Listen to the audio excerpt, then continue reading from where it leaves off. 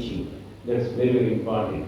And most important, we have to, because many of the senior gynecologists I could see here, we should always provide space for the juniors to grow, in my opinion.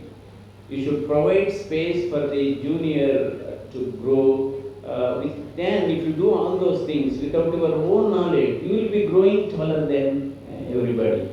So, as we grow in the profession, it becomes almost like a prism. So, yes, your talent, yes, your skill, your clinical acumen, yes, might take you to the top spot. Then, when you grow, then it becomes a prism finally.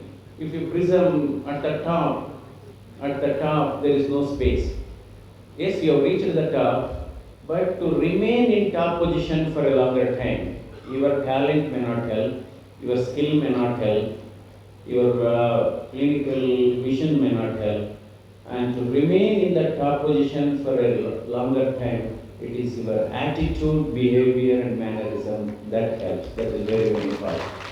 So, I think one of the problem what we have, because of, see, today this we are in an era of technology. We always say yes, technology is fine. It is providing a cutting edge treatment, but nature is always ahead of technology. Nature is always ahead of technology, and because of technology, if your interpretations are not correct, you are creating a lot of iatrogenic diseases. Because you see something on CT, you see something on MRI, you have MRI diseases today. We have CT diseases. So, some ECG, for example, on the other day, I got a call. Of course, even today, after becoming member, I practice 2 days a week, Monday and Wednesday, between 11:30 to 3 o'clock. But of course, I have kept my consultation free, because unnecessarily why to get into our problems and this thing. So I think one of the problem today is the teaching. Nowadays we should always do a lot of clinical teaching. This is where the whole, I think all disciplines have taken a back seat, and people are looking at Google, people are looking at internet, and so I think not necessarily it has to be in a classroom, even in the ward rooms, even in the operation theaters. Why you are, exchanging, why you need this instrument, why you need the other one. See, because the crisis management is very important. Who is an excellent doctor? Who is an average doctor?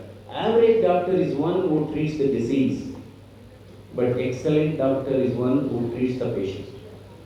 Because a patient, in addition to the disease, has emotions, has feelings, has many unanswered questions. But this is the reason, because this is a very popular saying, highest prayer is service actually. Highest prayer is actually the service, and you should be kind enough to your patients. And the greatest devotion is to love all. And finally, the third, that means the greatest noble thoughts will be compassion. See, we should have, whatever may be, whether it is allopathy or whether it is naturopathy or homeopathy, we should have sympathy for the patients. That is very important. It's very important for the patients. Because I think we call it as a noble profession, because this is one profession where maybe I have seen, particularly it's easy to become a celebrity in a smaller places. If you are a good gynecologist, if you are a good physician, good pediatrician, when you walk through the streets of a small town, everybody will be looking at you. Of course, provided you have taken care of them properly and this thing.